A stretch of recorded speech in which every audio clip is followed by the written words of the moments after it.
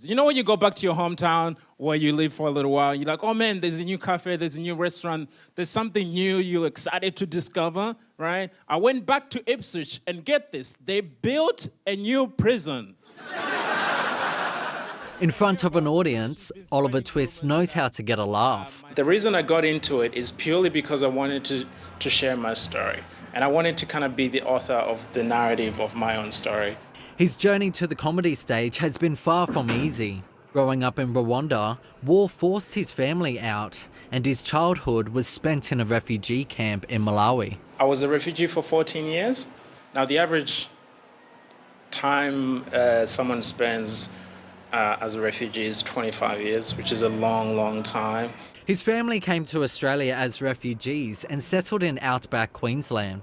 The 24-year-old turns to his past for material, flipping challenging moments into something funny. For me, stand-up felt like the best way to do it, where you could kind of tell these stories and have a laugh about it, but I get to tell the jokes. I get to kind of be, quote-unquote, the winner at the end of it.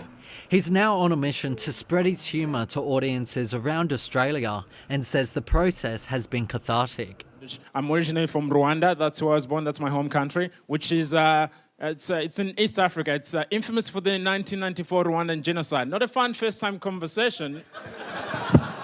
There's a lot of trauma that comes with fleeing conflict, and not to downplay that when I do these things in form of comedy, but it's to acknowledge the joy within these experiences as well. When the music changes, so does the dance.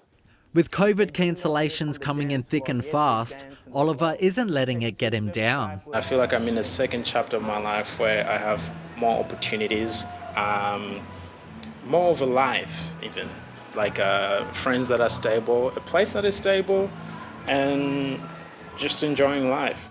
From a tough past to a bright future.